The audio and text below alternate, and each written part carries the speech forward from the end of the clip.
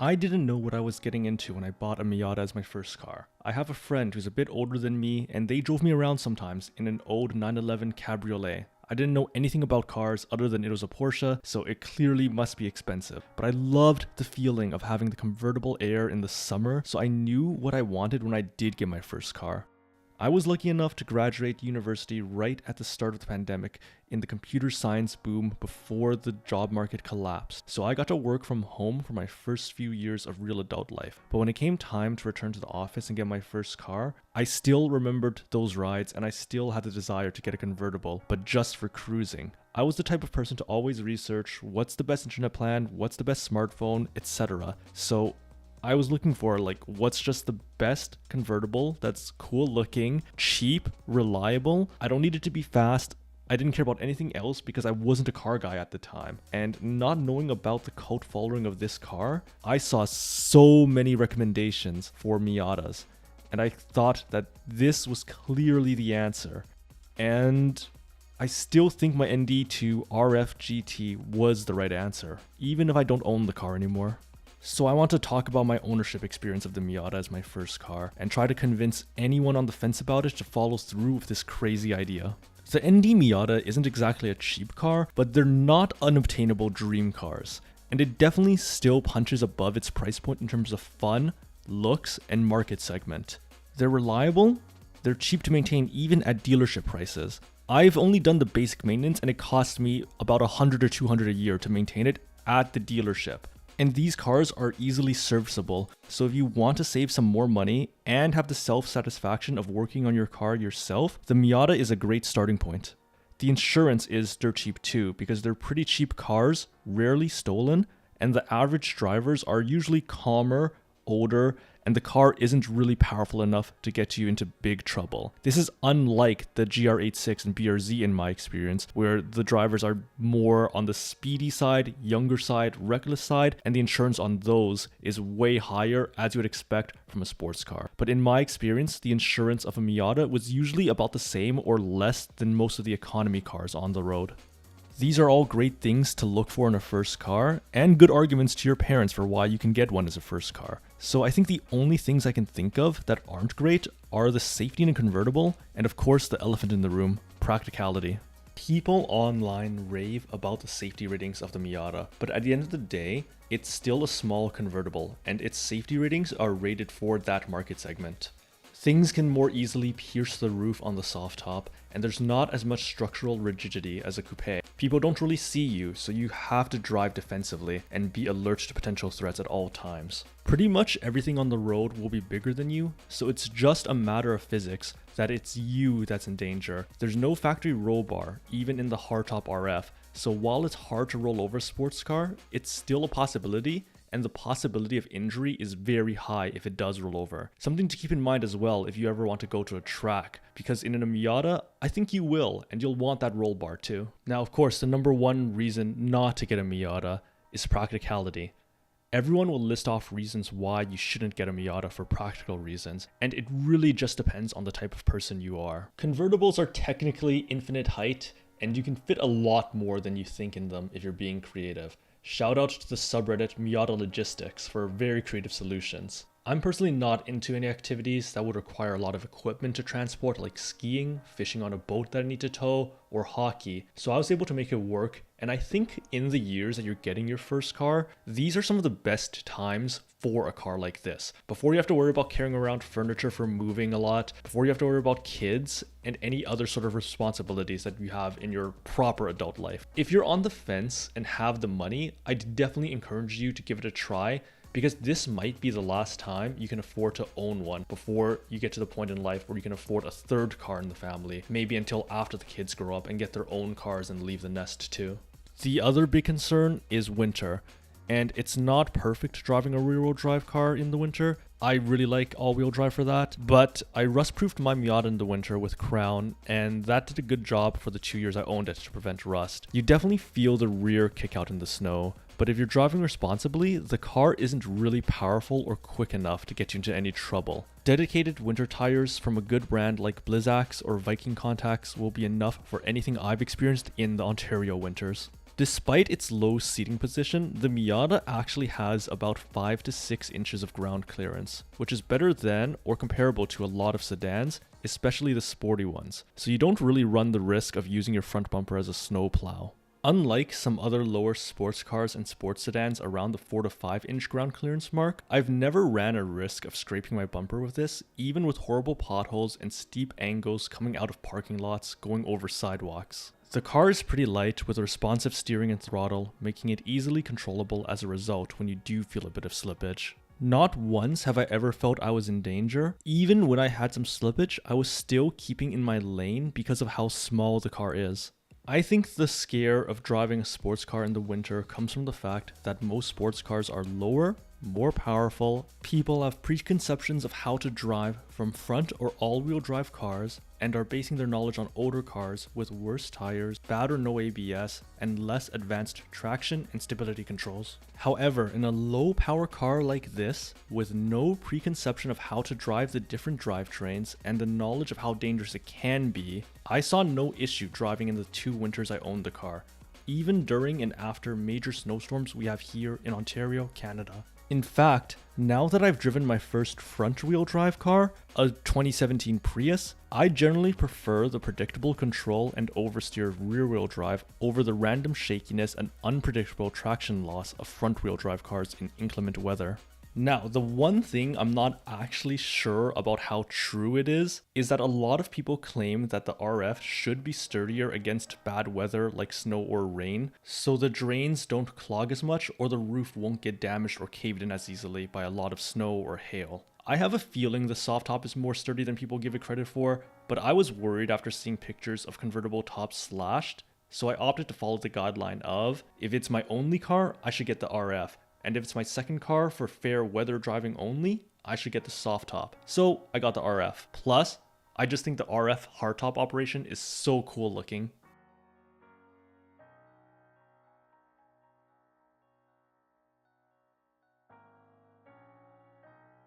One of my neighbors actually bought an ND as well because he saw me having so much fun driving it around, and his first question to me was if I ever got used to being so low to the ground.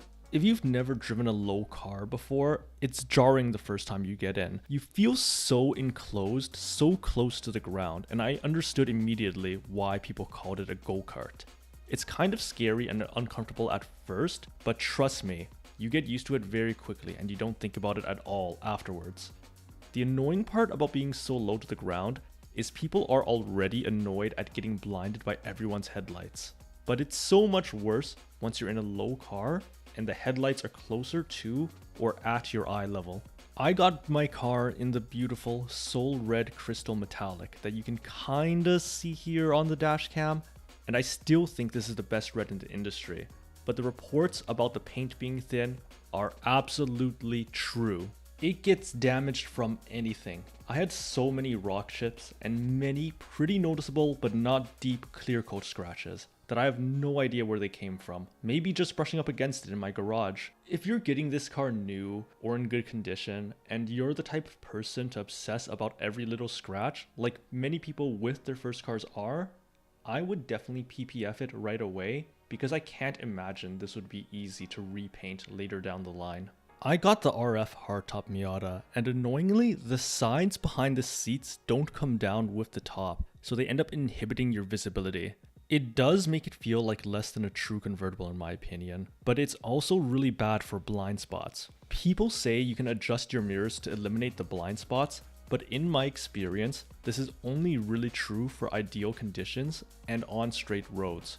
Once you get curvy roads, obstructions, objects smaller than cars like bikes, or the road conditions deteriorate, I can't really trust the mirrors alone anymore, and chose to add these secondary, small mirrors to compensate for the lack of visibility created by the RF side panels. That being said, I found the blind spot monitoring in this car to be very accurate, and I've never noticed any mismatches between it and my blind spot mirrors. However, while we're talking about tech, let me complain about Mazda's horrible infotainment system. And I'm not complaining about the knob, I'm actually okay with that. It's horrible. Pretty laggy, crashes aren't that common, but enough to be noticeably annoying and not just isolated incidents. As you might expect from this car, there's no real luxuries like 3D cameras, but there are parking sensors.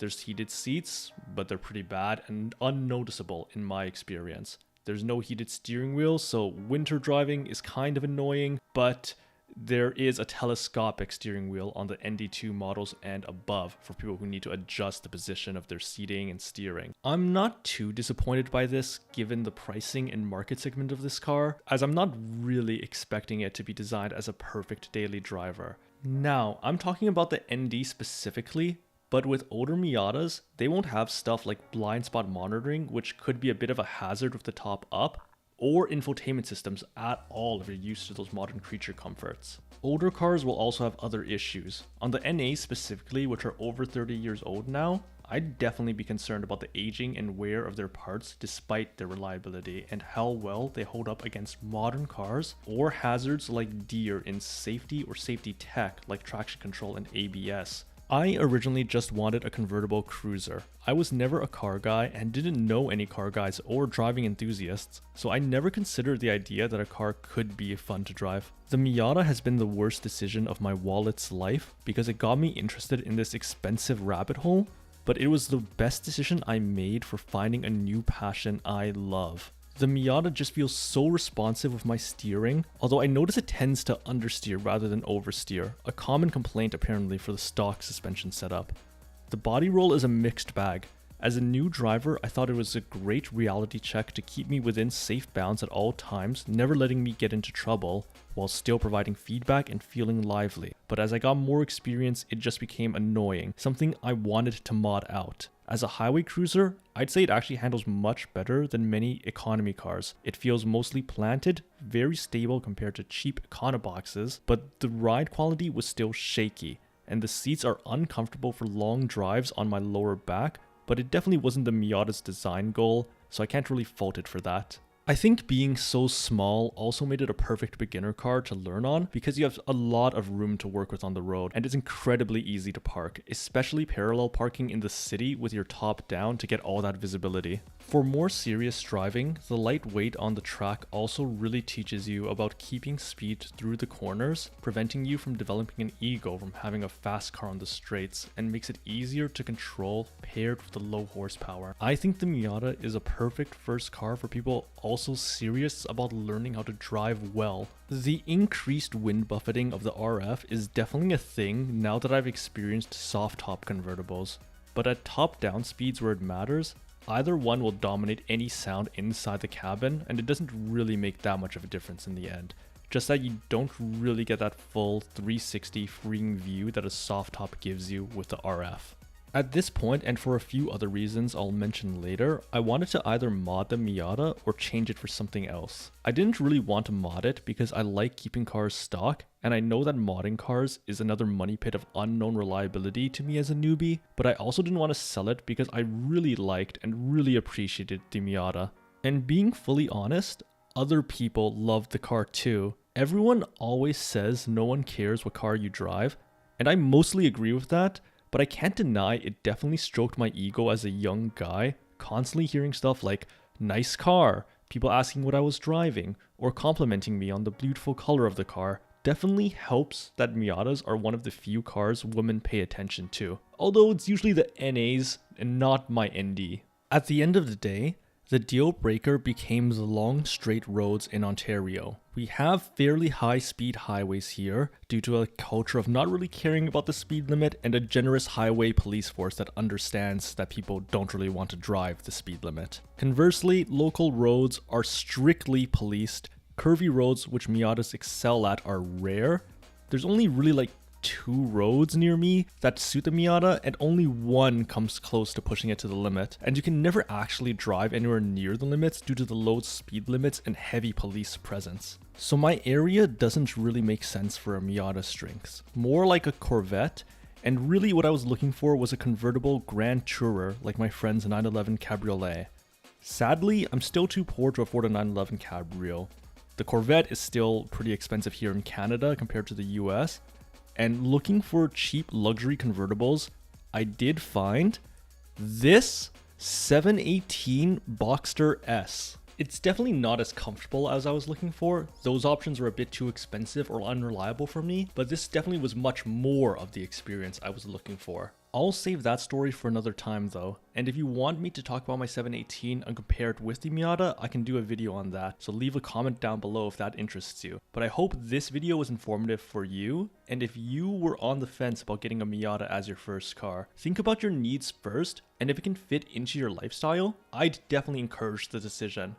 I have no regrets about getting a Miata as my first car, and I'd do it again. Honestly, I still think about getting a cheap ND again in the future, but this time as a soft top weekend car and not my only car. Well, we'll see where life takes us, and I'll see you all next time. So please like, leave a comment below, and subscribe if you want to hear and see more from me.